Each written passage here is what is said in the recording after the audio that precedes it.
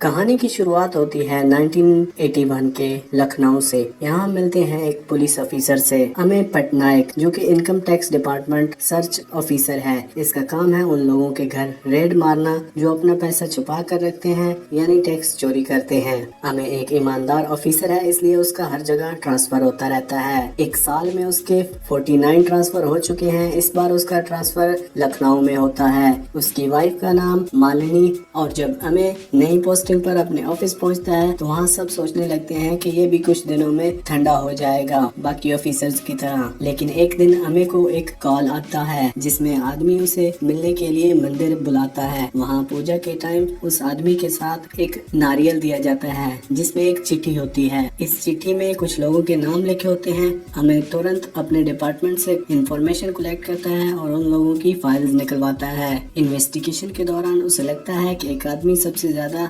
Suspicious है।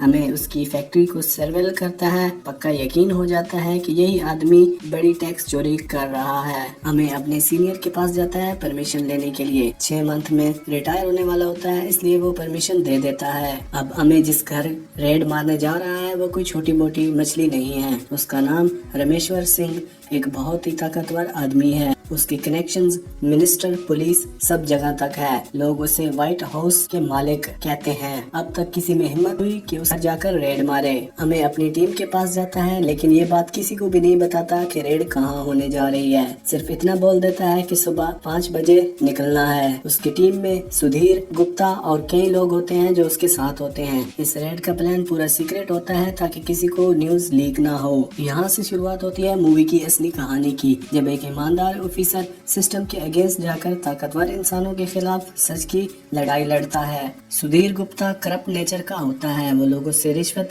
लेकर उन्हें पहले ही बता देता है कि कहाँ रेड पड़ने वाली है। हमें को इस बात का अंदाजा होता है, इसलिए वो प्लान बहुत ही सीक्रेट रखता है। अगली सुबह जैसे 5 बजे होते हैं, हमें और उसकी टीम कार से निकल पड़ती है। वो लोग एक रोड लेते हैं जो बनारस की तरफ जाता है। सब सोचने लगते हैं कि शायद बनारस में रेड होने वाली है, लेकिन रास्ते में हमें रोड चेंज कर देता है। ये सिर्फ छलावा होता है ताकि न्यूज लीक ना हो। असल में उसकी असली टारगेट व्हाइट हाउस होता है, यानी रमेश्वर सिंह का घर। जब लोग समझते हैं कि रेड व्हाइट हाउस में होने वाली है तो कई टीम मेंबर्स घबरा जाते हैं। कह देते हैं कि वो उसी गांव का है, इसलिए वो अंदर नहीं जाएगा। हमें तुरंत उसे टीम से निकाल देता है और बाकी टीम्स को लेकर अंदर चला जाता है। जब टीम गेट पर पहुंचती है तो गार्ड उन्हें रोकने की कोशिश करता है और कहता है कि यहाँ से लौट जाओ, अंदर बहुत लोग हैं, मारे जाओगे। लेकिन हमें फुल पुलिस प्रोटेक्शन के साथ आया होता है, इसलिए दरवाजा खुलवा दिया जाता है। अंदर जाके हमें सीधा रमेश्वर सिंह के पास जाता है और कहता है आपके खिलाफ वारंट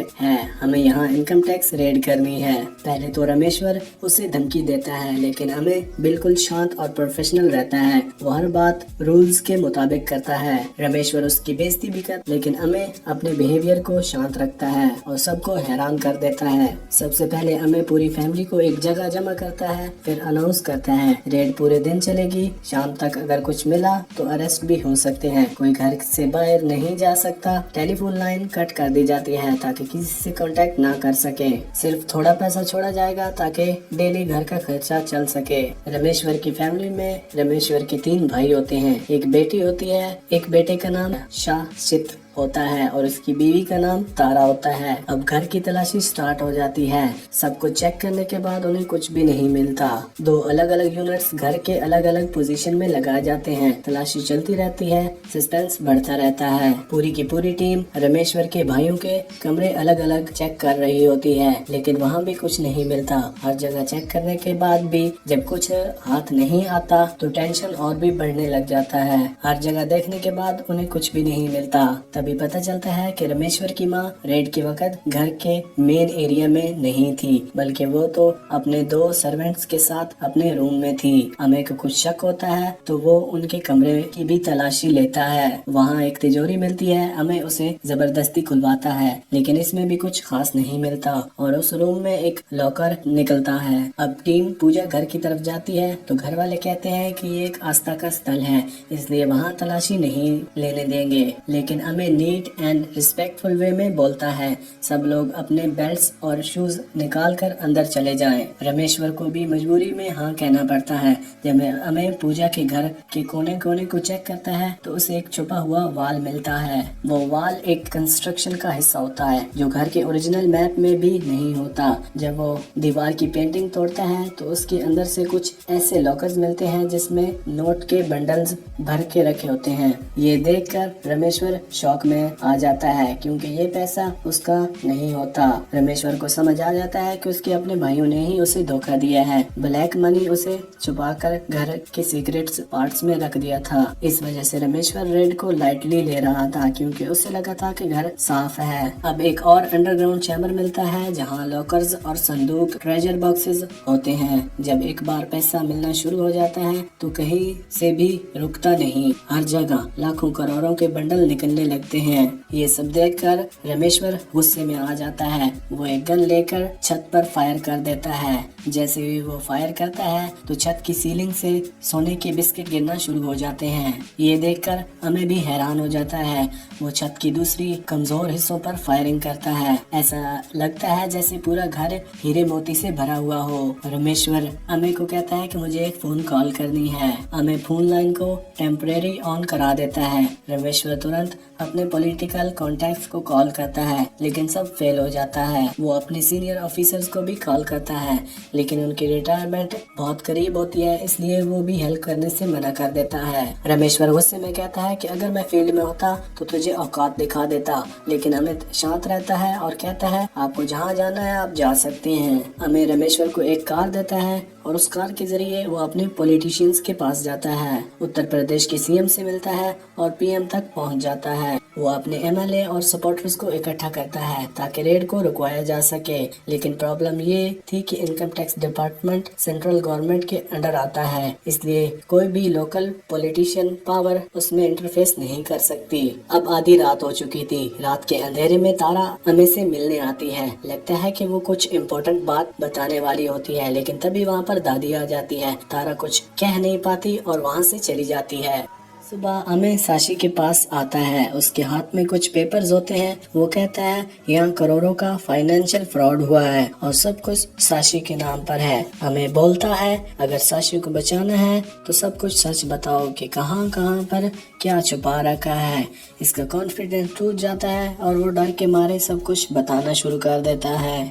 अब हमें दिखाया जाता है कि घर के बहुत सारे हिस्सों में हिडन लॉकर्स होते हैं और जब टीम उसे तोड़ती है तो बंडल्स पे बंडल और गोल्ड बिस्किट गिरना शुरू हो जाते हैं। साथ ही अमे ने पूरी फैमिली के बैंक अकाउंट, फैक्ट्रीज और प्रॉपर्टीज को फ्रीज करवा दिया था, जो खुद को प्राइम मिनिस्टर बताता है। वो कहती है क्या आप इस रेड को किसी और तरीके से हैंडल कर सकते हैं। हमें सस्पिशियस होता है। वो कहता है अगर आप ऑफिशियल हैं तो साइंड रिटर्न ऑर्डर भेजिए। सिर्फ कॉल पर मैं रेड नहीं रोक सकता, लेकिन कोई ऑफिशियल लेटर नहीं आता। हमें समझ जाता है कि ये फेक कॉल है। ये पीएम रमेश्वर को यहाँ से भी हेल्प नहीं मिलती। रमेश्वर अब अमे को रिश्वत देने की कोशिश करता है, चाहे जितना चाहो पैसा ले लो, लेकिन अमे सीधा मना कर देता है। तब रमेश्वर गुस्से में आकर अमे की वाइफ पर अटैक करवाता है, लेकिन वो बच जाती है और अमे उसकी सिक्योरिटी टाइट कर देता है।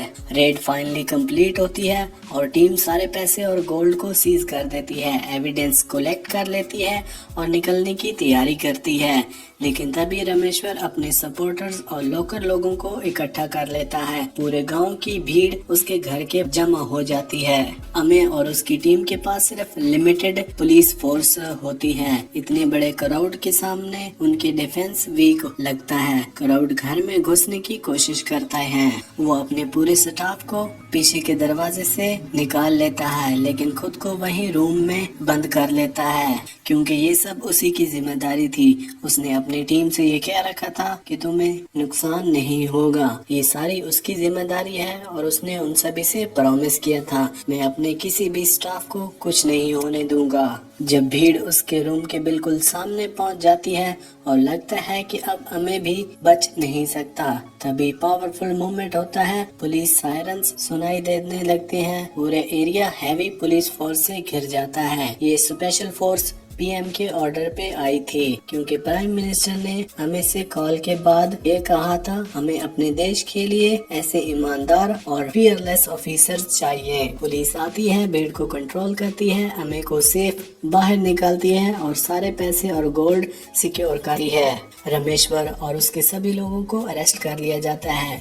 उसका पूरा ब्लैक मनी एम्पायर गिर जाता है। रमेश्वर जेल में बैठा होता है, पूरे दिन एक ही बात सोचता है, आखिर कौन था जिसने अमे को टिप दिया, कौन था जिसकी वजह से मेरी दुनिया उजड़ गई। सीन शिफ्ट होता है और हमें एक फ्लैशबैक दिखाया जाता है। तारा का एक्स बॉयफ्रेंड दिखाया जाता है, वही जिसने अमे को इन्फॉर्मेशन दी थी। ये सब तारा और उसकी एक्स का प्लान था। तारा की जबरदस्ती शादी रमेश्वर के कजन लड़के से करा दी गई थी, जिसे वो कभी नहीं चाहती थी। तो अपनी जिंदगी बर्बाद करने का बदला उसने रमेश्वर से लिया। और इस मूवी का यही मैसेज है कि गलत के खिलाफ लड़ने वाले मुश्किल हो सकता है, लेकिन कभी बेकार नहीं होता। आपको ये वीडियो कैसी लगी हमें कमेंट में जरूर बताएं और प्लीज इस चैनल को भी सपोर्ट करें, हमें सब्सक्राइब करें।